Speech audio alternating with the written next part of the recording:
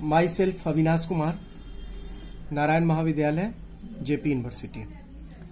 आज हम BA part 1 के हिस्ट्री ऑनर्स के टॉपिक बुद्धास टीचिंग यानी बुद्ध की शिक्षा पर चर्चा करेंगे।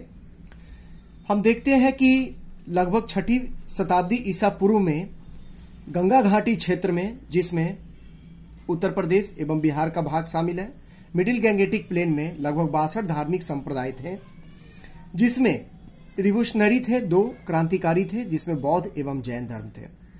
ये दोनों क्रांतिकारी थे। ये दोनों क्रांतिकारी किसके रिस्पेक्ट में थे? वैदिक धर्म के, और कुछ अपने दर्शन में भी एक नए ढंग के थे। इसका बैकग्राउंड हम देखते हैं वैदिक धर्म का, जिसका पुरजोर इन्होंने जो उनकी व्यवस्था थी उसका विरोध किया था। अगर हम देखते हैं कि वैदिक काल में 1500 से 600 ईसा पूर्व का काल माना जाता है वैदिक काल। इसमें से 1500 से 1000 ईसा पूर्व का काल जो है वो है ऋग्वेद का काल। ये जो समाज रहता है ऋग्वेद का, वो काफी समता मूलक है। इसमें महिलाओं की स्थिति अच्छी थी, वर्ण व्यवस्था का उतना ज्यादा कठोरता नहीं था, जाति व्यवस्था नहीं थी, और अंतिम समय में जाति व्यवस्था के कुछ लक्षण दिखते हैं। 1000 से 600 ईसा पूर्व का काल जो होता है वो जाति व्यवस्था की कठोरता होती है, वर्ण व्यवस्था बहुत कठोर हो जाती है, क्लास, फिर महिलाओं की स्थिति बहुत दयनीय हो जाती है यहाँ पे, क्योंकि यहाँ पे सभा एवं समिति में ऋग्वेद में महिलाओं को भाग लेने का अधिकार था, जबकि यहाँ पे नहीं दिया गया। शूद्रों की इस आर्थिक स्थिति, सामाजिक स्थिति का पतन होने लगता है यहाँ पे। फिर शूद्रों को वेद पढ़ने का अधिकार यहाँ पे नहीं था। यहाँ पे पूजा पद्धति कैसी है? कठोर है, यज्ञ में बलि दी जाती थी। इन सब के विरोध के रूप में बौद्ध एवं जैन धर्म जो है देखा जा सकता है यहाँ पे। यहाँ 600 ईसा पूर्व के आसपास यहाँ पे कोई बौद्ध धर्म के दर्शन में कोई कास्टिज्म की बात नहीं की गई है।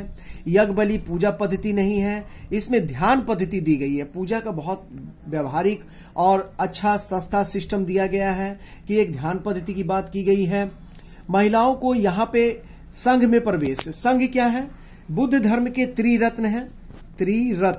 त्रिरत्न में कौन कौन से आते हैं? एक तो बुद्ध खुद है, फिर धम्म है और संघ है। तो बुद्ध, धम्म और संघ को त्रिरत्न कहा गया है। तो संघ में महिलाओं को प्रवेश की अनुमति दी गई, यानी कि महिला सशक्तिकरण की बात की गई, जो इससे बेहतर स्थिति इसमें है। अहिंसावादी संकल्पना है। इसमें कृषि में जो बलि वगैरह दिया जा रहा था उसका विरोध किया गया, यानी कृषि मूलक अर्थव्यवस्था को बढ़ाने वाला है। ये सब कारण थे जिसके कारण बौद्ध धर्म का काफी डेवलपमेंट होता है यहाँ पे। फिर हम इस एक डायग्राम के माध्यम से बौद्ध धर्म के टीचिंग्स को समझने का प्रयास करते हैं कि इसका इम्पैक्ट किस किस क्षेत्र पे पड़ा। तो social impact, spiritual impact, other impact and political impact देखते हैं। देखिए, सोशल और स्पिरिचुअल जो है हमारे समाज में एक दूसरे में इस प्रकार से गुथे हुए रहते हैं कि सोशल का इम्पैक्ट स्पिरिचुअल पे, यानी समाज का प्रभाव धर्म पे, और धर्म का प्रभाव समाज पे पड़ता है। तो हम देखते हैं कि धार्मिक क्षेत्रों में काफी ज्यादा प्रभाव पड़ा इसका। बहुत सारे जो खास करके जो क्लास में, वर्ण व्यवस्था के क्लास में जो निचले वर्ग के लोग थे, उन लोगों ने बहुत सारे जो है बौद्ध धर्म को अपना लिया, और बौद्ध धर्म का विस्तार एवं विकास बहुत तेजी से होने लगा था। इसका सोशल चेंज में हम देखते हैं कि महिलाओं की स्थिति काफी अच्छी हो गई, वर्ण व्यवस्था में शूद्रों की स्थिति अच्छी हो गई, जाति व्यवस्था का कोई बात नहीं था यहाँ पे, और भी बहुत सारी जो मोरालिटी की बातें इसमें की गई। इसके अलावा हम देखते हैं पॉलिटिकल इम्पैक्ट के रूप में कि किंग के द्वारा, यानी अशोक वगैरह के द्वारा, मौर्य सम्राट अशोक के द्वारा इसको अपनाया गया, और आरंभ में मगध के शासकों के द्वारा इसका अपनाया गया, बौद्ध धर्म को अपनाया जाना। तो इस प्रकार जो बौद्ध धर्म जो अपना रहे हैं, इसका इम्पैक्ट हमारे राजनीतिक व्यवस्था पे भी पड़ा। जैसा एक क्वेश्चन सामान्यतः लोग बनाते हैं कि बौद्ध धर्म के आने के कारण अशोक ने बौद्ध धर्म को अपनाया, और मौर्य साम्राज्य के पतन में क्या बौद्ध धर्म अपनाया अशोक के द्वारा, या अशोक के द्वारा शांतिवादी नीति क्या उसका एक कारण था? खैर, वो एक अनुसंधान का विषय है, उस पर बाद में चर्चा करेंगे।